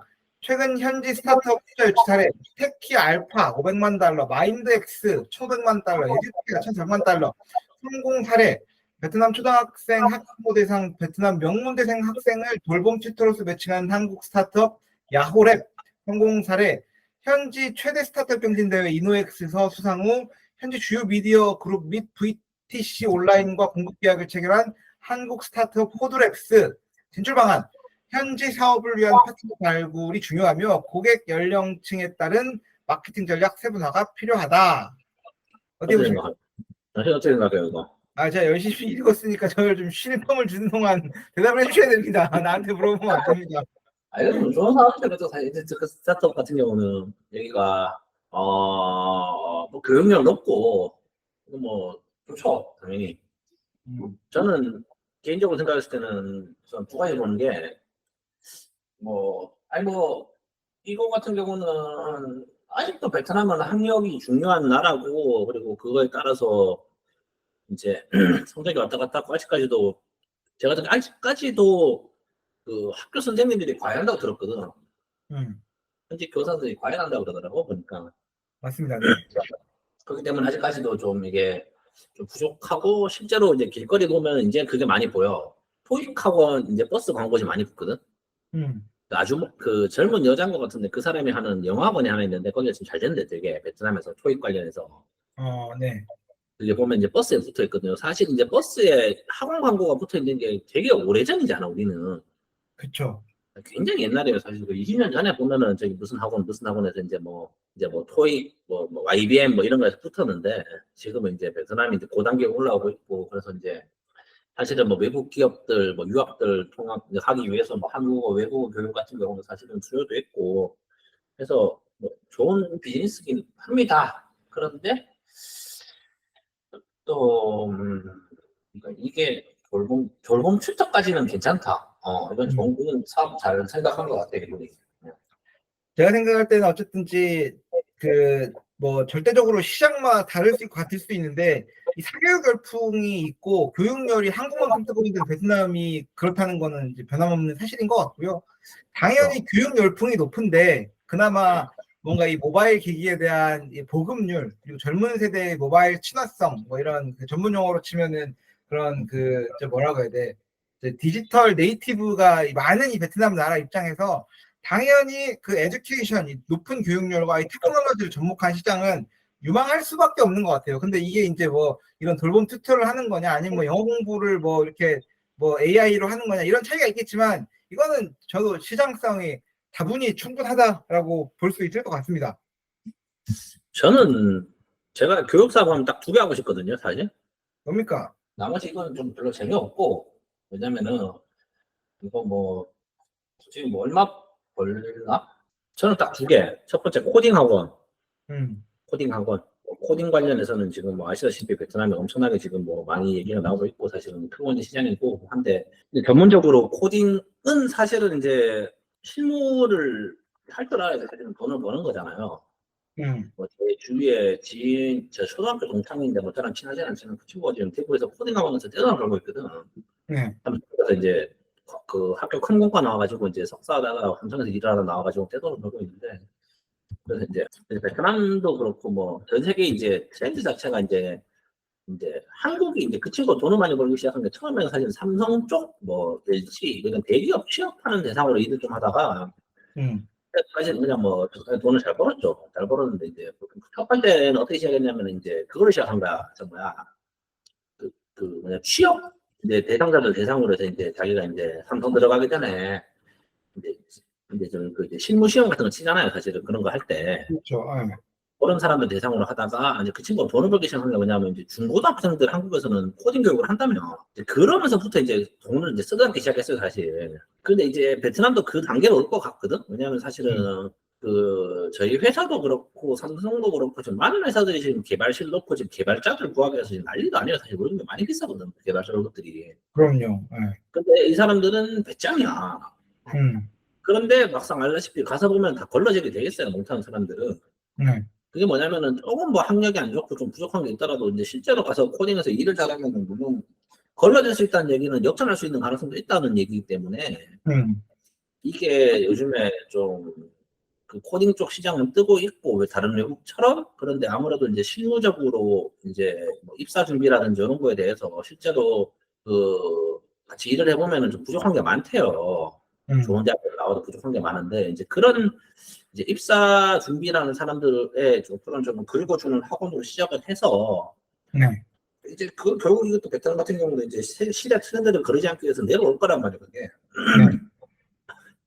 내려올 건데 여기서 제가 봤을 때 한국보다 더 좋은 게 뭐냐면은 베트남은 데스크탑을 가지는 칩들이 없다. 그렇죠. 그러면은 우리 옛날에 우리 워드 프로세스 그거 카드 연습하려고 컴퓨터 학원 한 것처럼 여기도 분명히 그거 할 거거든. 애들 이제 중고등학생들 코딩 교육한다고 뭐 이제 이런 얘기 나오기 시작하면 분명히 학원 가서 시켜야 되는데 집에서는 교육이 힘들어요. 왜냐면은 집에 데스크탑이 없기 때문에 다 어리석으면 다 학원 가서 하거든. 그렇기 때문에 이제 이런 코딩 관련 좀 교육업은 이제 말씀드린 것처럼 처음에 이제 취업 대상자들 실제 업무하는 사람들 대상으로 시작을 한 다음에 그 밑으로 해서 이제 좀 저학년 이제 뭐 대학교, 중학교, 고등학교까지 이거는 바뀌는 건 시간 문제이기 때문에 물론 시간이 좀 걸릴 수도 있겠지만 그런 타이밍을 잡아가지고 이제 이렇게 밑으로 내려오게 되면 좀 좋지 않겠냐라는 첫 번째고요. 두 번째는 그거 해외 유학원. 해외 유학원 아니 그 대학교 그게 진짜 부르는 게 값이더라고. 그리고 그 일단 그거는 고객 대상자가 다들 하이 클래스 아닙니까? 상위. 클래스로 가면 되는 것 같아요. 사실 로우 클래스는 저는 모르겠어요. 얼마나 돈을 쓴지 제가 모르겠기 때문에. 예를 들면 우리가 한국에서 교육 사업이 엄청나게 잘 나가게 된 이유 중 하나가 보면 우리는 대부분의 중고등학교 때 보면은 다 학원을 갖고 온라인 강의를 끊었잖아. 사실은 돈이 되든 안 되든. 그렇기 때문에 양치기가 돼요. 사실. 근데 우리가 이건 말씀드린 게 제가 그 일반적인 저희 같은 베트남 중고등학생들이 교육열이 높다고는 하는데 얼마나 교육에 돈을 쓴지 사실 내가 모르겠어. 그렇기 때문에 사실은 뭐 그 제 같은 일반 사람들을 대상으로 하는 이제 그 교육업에 대해서는 제가 뭐 얘기를 길게 못 하겠고요, 사실. 근데 이제 말씀드린 게 두 번째는 이제 좀 그래서 좀 있는 사람들을 위해서 하는 교육 같은 경우는 좋을 것 같은 게 그건 돈 많이 벌잖아. 보면은 그 뭐냐 그 해외 취업이 아니죠. 예를 들면 해외 유학 같은 경우 그런 것 좀 어떻게 뭐 연계해 줄 수 있는 좀 피셜한 교육기관이 있으면 좀 상당히 큰 돈을 벌 것 같아. 왜냐면은 대부분 제가 뭐 한 다리 건너 들어보면은 그 한국 대학 이제 미국 대학 유학 가기 전에 교육받는 애들 보면 대부분 유학생들이 뭐 개인 과외 이런 식으로 해서 일을 하더라고. 뭐 이게 그냥 본인이 학원을 차려가지고 일을 하고 이런 식이기 때문에 그러니까 제가 느끼기에는 뭐냐면 그 개인의 경험의 베이스로 하는 좀 이런 것들이 강해 보였고 근데 예를 들면은 진짜 그것만 전문으로 하는 좀 그런 강력한 좀 큰 업체가 생기면 쪽 같은 경우는 진짜 부르는 게 값이고 그리고 그 부르는 게 값을 돈을 낼 수 있는 사람들이 이제 외국 유학을 보내기 때문에 좀 괜찮은 것 같아요 저는 개인적으로. 지금도 많지 않나요? 내가 잘 몰라서 그러는데. 그게 너무 좀 이게 히든 돼 있다는 느낌이야 개인적으로는. 좀 그게 뭐 뭐좀 그럴 수도 있긴 한데 좀 그렇죠 좀 시즌돼 있다는 느낌이고 좀 그걸 좀 비셜하게 해서 좀 빡세게 하면은 좀 재밌을 것 같다는 생각입니다. 마지막입니다. 마지막. 품목명 5번. 저희 콜드 체인 서비스. 이건 뭔가 좀 구체적인 걸 딱 찍어줬네. 냉동 창고, 냉동 운송업 등 예. 선정 사유, 콜드 체인 서비스를 필요로 하는 베트남의 수산물 수출, 생식품 수입, 국내 유통 모두 급성장하며 수요를 견인했다. 시장 동향 22년도 시장 규모 2억 3천만 달러 추산, 전체 냉동 창고 용량 약 100만 팔레트, 전망 23년에서 26년 사이 23개의 프로젝트가 완공되어서 26년도까지 베트남의 냉동 창고 총 농량은 170만 파레트 이상 될 것으로 전망한다. 경쟁 동향. 운송업의 경우 상위 10개사가 보유 트럭 대수 기준 시장 점유율 70%를 차지하고 있으나 영생 업체와의 경쟁도 치열하다. 진출 방안. 수요와 잠재력이 모두 큰 시장으로 경쟁이 심화되고 있어 IT 기술을 접목한 콜드 체인 관련 첨단 기술 및 선진 관리 시스템을 기반으로 한 진출 전략이 필요하다라고 했는데 여기 이거 콜드 체인 이거 뭐 이분님도 옛날에 생각했었던 게 그러지 않습니까? 제가 회사 취업하기 전에 마지막으로 생각했던 게 이런 거였고요, 사실. 네. 이건 돈 쓰고 하면 됩니다. 이건 무조건 돈 법니다. 이거는 이거는 쇼당이 안 붙어요.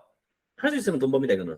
근데 이게 살 수 있다는 게 그 냉동차를 사와가지고 유통업을 한다는 겁니까? 아니면은 뭐 관련된 그것도 되고 그것도 돼요. 이거 무조건 돈 법니다, 이거는 뭐 제가 호치민 내려가서 저희 그 아는 지인이랑 술 먹다가도 뭐 이제 이런저런 얘기했고 지금 회사 다니고 있지만 제가 콜드체인 같은 거에서 생각을 많이 했고 물론 이건 뭐 제가 뭐 개인적으로 어떻게 할 수 있는 영역의 문제는 아니에요, 사실 이게. 제가 그 통로를 구축한다는 게 사실 엄청나게 많은 돈이 드는 거거든요. 특히 그리고 이 나라 같은 경우는 나라가 길고 중앙 집중이 안 돼 있기 때문에 그런 뭔가 물류 허브를 만드는 거에 대해서 굉장히 좀 돈이 많이 들어요, 사실. 그래서 뭐 이게 개인이 할 수 있는 사업은 아니지만 진짜로 냉동차만 사서 돌려도 나는 돈을 번다고 생각해 이거. 그래서 말로 어느 정도냐면은 이게 진짜인지 아닌지 모르겠지만 당신도 알 거야. 우리 지인 중에 한 명이 달랏에서 식당한 사람이 있거든. 네네. 달랏이 뭐냐면은 저기 뭐 관광지긴 한데 거기에 이제 뭐 배추도 나오고 이제 뭐 이런 좀 고산지대 나오고 뭐 그런 데입니다. 그런 데입니다. 근데 한번 지나가는 길에 그런 얘기 하더라고. 형님 보면은 롯데리아 햄버거에 양상추가 안 들어가고 상추가 들어가는 날이 있어요. 그럼 사람들이 나한테 네. 뭐 소리야? 그러니까 양상추가 안 들어가고 상추가 들어간 경우가 종종 있대요. 네. 그래서 예? 그러니까 나중에 햄버거보다 보래 나중에 한번 뭐냐면 보통 이제 그 상추나 이런 야채들이 달라 쪽에서 만드는 재배가 되잖아요. 사실 베트남 남부 기준으로는. 근데 그것도 물류가 빵꾸가 나고 뭐 잘못돼가지고 그게 롯데리아도 양상추를 못 받을 때가 있대 종종. 네네. 그거를 상추로 카바를 친다는 거야. 사실 나 햄버거 보면서 생각도 안 해봤지. 상추랑 양상추가 네. 있는지도 모르고 그냥 뭐 들어가 있으니까 먹었는데 네. 원래 그게 뭐냐면 아직까지도 진짜 이런 유통사업 특히 콜드체인 같은 경우는 진짜 많이 부족해요. 실제로 어촌들 가서 말씀드렸잖아요. 저는 이거 지금 좀 생각을 해가지고 좀 야부지 잘 쳐서 좀 투자 한번 받아보고 싶어 가봤는데 그 하롱베에서 하노이 기준으로는 진짜 아직도 얼음 넣고 쏴. 진짜로 우리가 생각하는 새우, 흰다리 새우 뭐 생선들 있잖아요. 그 제가 한 새벽 3시 반부터 해서 하롱베이에 있는 항구를 한 7시까지 다 써. 그 어삼 경매장 앞에서 이제 경매하고 이제 뭐 이렇게 택배 쏘고 하는 거 보면서 봤는데 야 냉동 탑차를 한 대 봤어요. 제가 4시간 5시간 동안. 네. 다 뭘로 하냐 진짜 그 아이스박스에 얼음 담아가지고 그걸 쏘더라고. 그래 하노이랑 어디냐 저기 어디지 그 하롱베이 그래 오케이 한 3시간 4시간 그래 그까지 얼음 넣을 수 있다. 그럼 하롱베이에서 아니 하노이에서 조금 한 2시간 떨어진 저기 그냥 뭐 닝빙 같은 데는 어떻게 가나 싶은 거야 생각이. 제가 봤을 때 아직도 굉장히 부족해요. 이런 것 때문에 해산물 가격이 비싼 거고 그리고 이게 문제가 뭐냐면은 이게 북부에서 북부만 그런데 북부에서 남부 내려가고 남부에서 북부 올라올 때는 얼마나 걸릴까? 이거 트래킹 쏘면 일주일 걸리거든요. 그렇죠. 일주일 걸리지. 그러면은 그 일주일 동안 뭔가를 하기 위해서 이제 뭐 얼음을 넣든 진짜 냉동 탑차를 하든 뭔가 조치를 할 거 아닙니까? 그거 다 사실 소비자들한테 이제 비용으로 부담되는 거고 그만큼 유통사는 돈을 먹고 있는 건데 그래서 이거 같은 경우는 할 수 있으면 굉장히 좋죠. 진짜로. 한국에도 보다 보니까 뭐 그런 것도 있더만 뭐 물팩 이런 거 하면은 이제 물고기 안 죽고 뭐 입질 가게 하고 뭐 이런 것들 있잖아요. 보니까 나 예전에 막 찾아봤었거든. 얼음팩 이런 거 하면은 또 뭐 신선하게 하고 요즘에 보니까 한국은 이런 유통기술들이 많이 발달을 해가지고 단순히 우리가 생각하는 콜드체인이라는 게 뭐 냉동 창고를 짓는다, 냉동 탑차를 한다 이런 걸 제외하고서도 이건 패킹 이런 것도 나와. 네. 뭐 패킹 이런 것도 예를 들면은 이제 물 관련, 특히 뭐 수산물 관련해서 패킹 같은 경우는 잘 들고 들어와서 하면은 네. 조금 괜찮을 것 같아요. 개인적으로 저는 제가 돈 있고 능력 있으면 하고 싶은 사업은 사실 이거예요. 베트남에서. 콜드체인. 근데 뭔가 이게 저도 보면은 냉동 탑차로 뭔가 냉동 물류가 움직이는 거는 진짜로 보기 어려운 것 같다라는 생각은 들고요. 이게 어쨌건 투자 자금이 많이 들어가는데 없어요. 그 물류를 했을 때 벌어들일 수 있는 수익이 굉장히 제한적이니까 잘 안 하지 않을까? 사실 뭐 돈 좀 있는 사람들은 베트남 이거는 내에서도 그래서 어쨌든지 시장성은 확실해 보이는데 남들이 안 하는 게 이게 좀 이상하다. 필요가 없다고 생각하는 걸 수도 있고 아직까지는. 아니 네. 남들이 안 한다고 생각하는 게 아닌 게 우리가 생각하는 그 K마트도 지금 냉동 찬다고 하고 롯데도 한다고 그러고 빈그룹 마산에서 지금 롯데 그거 지금 냉동 찬 콜드체인 얘기 다 해요. 지금 빈그룹도 지금 콜드체인 얘기하고 있고. 근데 알다시피 이제 그런 큰 기업들 같은 경우는 하고 싶다고 하는 거랑 뭐 조금 다르긴 하지. 근데 뭐 그렇지만 이거는 무조건 돈 벌어요. 제가 할 수만 있으면. 그러니까 이게 제가 볼 때는 이런 느낌이지 않을까 싶긴 하거든요. 우리 한국에서 뭐 카페를 하는데 아니면 뭘 하는데 얼음을 사다가 쓸 생각을 하긴 합니까? 그거 옛날 얘기지. 근데 이제 그렇죠. 베트남은 아직도 소위 말해서 제빙기라는 거를 놓고 있는 매장이 별로 없어요. 그러니까 얼음은 사다 쓰는 거. 그런 얼음은 거야. 인식 자체가. 네. 그리고 우리가 방송에 얘기했을 때 그 시장에서 길거리에 있는 그 냉동 없는 고기들 아직 많이 사 먹잖아 사람들이. 아직까지도 그런 인식이 있다잖아. 그게 신선하다고 생각하는데 그렇죠. 근데 그게 보통 당일 생산, 당일 도축, 당일 판매하고 끝나는 경우라서 신선하긴 하다던데. 그걸 냉장실에 넣으면 더 신선하지 않냐? 이런 그건 거지. 그렇죠, 예를 들면. 당연히. 그러니까 그래서 이건 굉장히 그리고 이게 문제가 뭐냐면은 이게 그러니까 제가 하고 싶은 거는 제가 좀 생각했던 거를 이제 말씀드리자면 제가 냉동 창고를 할 수도 없고 운송업을 직접 할 수는 없어요. 돈이 없기 때문에. 네. 그러면은 제가 그거를 빌린 다음에 제가 생각한 거는 이제 뭐 정확하게 마켓컬리야. 한 5년 전쯤에 마켓컬리 지금은 마켓컬리 따라 하다가 베트남에서 그런 유통 사기 치다가 지금 많이 투자 못 받고 쫓겼지만 네네. 가짜고 솔직히 말해서 그 투자하신 분들은 좀 문제 많으신 거예요. 사실 한국에서 그 에어 떼오는 거를 마켓컬리라고 구라를 쳐가지고 지금 여기서 투자를 받고 그러니까 열이 받는데 그런 거 들을 때마다 네. 그런 게 아니고 진짜로 제가 생각했던 거는 이제 그 하롱비에서 나오는 아침에 잡은 생선을 좀 신선하게 네. 얼음을 띄워가지고 그걸 이제 네. 하노이에 팔면 되지 않겠냐는데 네. 이게 제가 이걸 접은 결정적인 이유 중 하나 보면은 야 진짜 농수산물 쪽은 한국도 카라텔하지만 네. 그냥 그게 너무 많이 보이더라고. 네. 야 이거는 이제 외국인들이 쉽게 손댈 수가 있는 게 아니구나. 예를 들어 내가 물론 하롱베이에 거기 이제 같이 갔던 친구가 뭐 좀 유지이긴 해요 사실. 뭐 거기 삼촌이 뭐 수산물 공판장에서 일도 하시고 하시는 분이라서 있긴 한데 이제 그거예요. 그거를 예를 들면은 내가 생선을 바다로 본 적이 없는 거야. 외국인이 가가지고 예를 들면은 내가 이거 가가지고 오늘 나왔는 아침에 흰다리 새우 신선하던데 그걸 내가 좀 타게 해주세요. 내가 탈 방법도 모르겠더라고. 아니, 그건 혼자 못하죠. 직접 못하지. 그래서 사실은 제가 그냥 뭐 하다가 그냥 이거 적고 넘어간 거예요. 그래서 근데 회사 취직하고 한 건데 이거 사실은 제가 그 얘기도 한번 했었거든. 우리 저희 아는 김 대표님 있지 않습니까? 또 우리 또 오케이스 하시는 뭐 여쭤봤어요. 사실 제가 네. 대표님 이런 거 어떻게 생각하세요? 하니까 그러니까 이게 뭐 저한테 하는 소리일 수도 있는데 그때는 그 굉장히 좋은 사업 아이템이고 본인이 사실은 지금 하시는 사업을 하기 전에는 자기도 생각했던 것 중 하나였대. 네네. 자기도 진지하게 생각을 했었대요. 근데 이제 네. 문제가 뭐냐면 말씀드린 것처럼 농수산 카르텔은 참 들어가기 어렵고 네. 그냥 사람이 먹는 거를 이제 취급을 하는 거에 대해서는 이게 좀 이 제약 조건이 아무래도 다른 것보다 빡세다 보니 자기는 좀 고민을 하다가 그쪽을 생각을 안 접고 지금 하시는 이제 사업을 하시는 걸로 해서 이제 결론을 냈다고 하시더라고. 네. 그래가지고는 할 수만 있으면 좋습니다. 진짜 저도 한번 진짜 베트남에서 요즘에 뭐 이런저런 사업이 있는데 제가 술집은 당연히 하고 싶고 무슨 생각이 뭐 PC방이나 이런 거는 좀 한번 해보고 싶긴 하고 콜드체인 이런 거 뭐 그런 건 뭐 큰 자본이 들어가는 건 아니니까 저희 그 방송을 듣고 계신 독지가 여러분들께서 베트남 회사가 믿을 만한 사람에게 투자를 하고 싶다 그러시면은 언제든지 연락 주시면은 저희가 투자를 받아서 네. 사업을 이거는 이끌어 보겠다. 그리고 결정적인 게 뭐냐면 이거는 내가 하기 좋아. 있잖아요. 제가 조금만 뭔가 인프라를 깔아놓으면은 이건 파워를 내려내거든. 이건 액션도 좋단 말이야. 사실은. 그렇지. 그렇기 때문에 이건 개인적으로는 한번 좀 해보고 싶은 사업 모델입니다. 비즈니스고 진짜. 체인은 상당히 유망한 것 같아요. 개인적으로 봤을 때는. 네.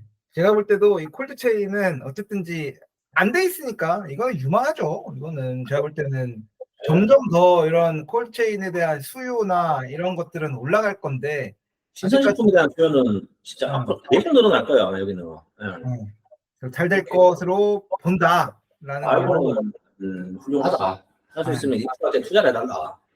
제가 생각할 때 5개의 품목에 대해서 얘기했는데 첫 번째 마지막으로 정리를 한번 해보면은 생업용 세탁 서비스 이거는 뭐 이 기계 설비에 대한 유통 판매를 얘기하는 거면은 조금 애매할 수 있을 것 같은데 세탁에 대한 수요나 이런 것들은 좀 있겠다. 헬스장, 요가 센터 등 체육 시설업 같은 경우에는 이건 뭐였나요? 이거는 나쁘지 않다. 그러니까 중저가형 피트니스 캘리포니아 잼을 만들 수 있으면은 저는 뭐 그렇게 나쁜 비즈니스는 아닌 것 같다. 좋습니다. 모바일 게임 이거는 뭐 워낙 시장성 높은 거를 적었다. 근데 베트남은 아직까지는 구매력이 높지 않아서 뭔가 한국의 린저씨 그쵸. 큰 성이 나와줘야 되는데 리니지 성님들 같은 큰 성이 나오기에는 조금 좀 이슈가 있지 않을까. 제가 볼 때 이거는 뭐 그런 그 페이투인 뭔가 이렇게 계속 그 아이템을 사거나 이런 뭐 수집형 이런 걸로 하는 것보다는 차라리 여기는 그런 그 한 번에 할 때 구매하는 거 뭐라고 해야 돼? 콘솔 게임 같은 아니야? 그건 안 돼. 그거는 죽은 사업 모델이에요, 더 이상. 죽었습니까? 이제는 그거 하는 데가 없어요. 패키지를 하는 데가 지금 없어요. 그거는 쉽지 않다. 게임을 플레이하지 않는 베트남 잠깐만 마지막인데 궁금한데 스팀 시장은 어떻습니까? 스팀 하죠 다.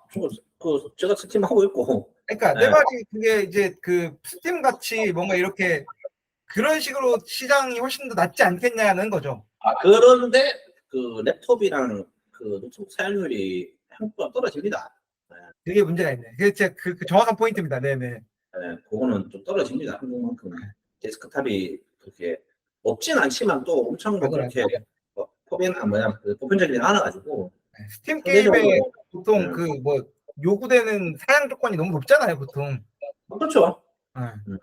네 번째, 에듀테크입니다. 에듀테크는 베트남의 교육열이 뜨겁고, 그리고 뭐 이런 에듀테크, 그런 테크 기반에 연동시키기에는 모바일폰 보급률 이런 게 높기 때문에 괜찮다. 그렇죠. 마지막은 돈 있으면 하고 싶다. 마지막 콜드체인 서비스는 이거는 제가 5개 중에서 가장 적합하고, 진짜로 뭔가 이 시장을 잘 고려한 느낌이 나는 이런 사업 아이템이다. 돈 있으면 하고 싶다. 그리고 말씀드린 것처럼 막 그렇게 물류, 냉동 창고 같은 너무 그런 빅 사이즈의 굵직한 거 말고라도 제가 말씀드린 것처럼 그 한국에 있는 뭐 해산물, 수산물 패킹하는 것들, 예를 이게 뭐 콜드체인까지는 아니지만 그런 있잖아요. 패킹할 수 있는 것들, 신선 식품을 유통하게 해서 패킹할 수 있는 것들. 내가 신선 식품을 구할 수만 있으면 이런 거를 업체를 찾은 다음에 연결시켜주는 중개업들 이런 거 있잖아요. 예를 들면 고객이 이런 걸 원하기 때문에 고객과 그 사람을 연결시킬 수 있는 중개업 이런 거 같은 경우는 할 수 있으면은 굉장히 훌륭한 사업 모델이라고 저는 생각해요. 정말. 그리고 이거는 말씀드렸다시피 할 수 있으면은 돈을 벌면서 엑시스를 할 수 있어. 네, 왜냐하면은 아까 말씀 창고 운송업 같은 경우는 이게 돈을 까먹으면서 해야 되는 건데, 진짜 작게 시작해가지고는 제가 봤을 때는 돈을 벌면서도 할 수 있는 거라 가지고 이건 정말 좋은 비즈니스라고 생각합니다. 그 뭐 마지막으로 마무리하기 전에 한 0.5톤 탑차 냉동 탑차가 한 1억 된다라고 봤을 때 누가 한 10억을 투자한다라고 하면 탑차 한 10대 사가지고 사업을 끌어가 볼 의향이 있으십니까? 저는 할 수 있을 것 같아요. 10대면은 뭔가 시장도 구축하고. 괜찮아. 저는 상당히 좋게 보는 비즈니스입니다. 네, 저희가 좀 구체적인 숫자를 얘기한 거는 그 청취자 여러분들께서 한 10억 정도만 있으시면은 저희 냉동 탑차 10대로 베트남의 그 물류 스타트업 유니콘 기업이 탄생할 수 있는 것들을 보실 수가 있으니까요. 진짜 이거 못하는 것 같아요. 저는 그 정말로 유망하고 이것도 사실 얘기 나온 지 얼마 안 되는 얘기예요. 콜드체인이라는 얘기가. 네. 이케아 뭐 3년 4년 뭐 밖에 안 된 얘기입니다. 지금 우리 그 말했던 우리 K마트 짓고 한다는 게 상당히 유망한 비즈니스다. 네. 그런 걸로 해서 정리가 되죠. 알겠습니다. 하여튼 오늘 이렇게 저희 베트남에 진출하기 유망한 서비스들에 대해서 한번 이야기해봤고요. 이런 내용들을 여러분들이 베트남의 사업을 구상하시고 또 이렇게 뭔가 진행하시는데 좋은 인사이트가 되는 내용이 되었으면 좋겠다는 마음으로 오늘 참 방송 그렇죠. 마무리해보도록 하겠습니다. 네, 오늘 방송은 이 정도로 마무리하시는 걸로 하시죠. 네. 오늘 내용은 제가 생각할 때는 그래도 굉장히 뭔가 실사업에 대해서 될까 안 될까? 뭐 이런 이유들을 얘기하는 거라서 좀 재미있는 시간이었던 것 같아요. 처음에 한 이제 그래도 한 3번 하고 가니까 좀 올라온 것 같아. 만족이네요, 개인적으로는. 네. 좋습니다. 그래서 오늘 방송 여기서 마무리하겠습니다. 다음 이 시간에 뵙겠습니다. 감사합니다. 감사합니다. 네.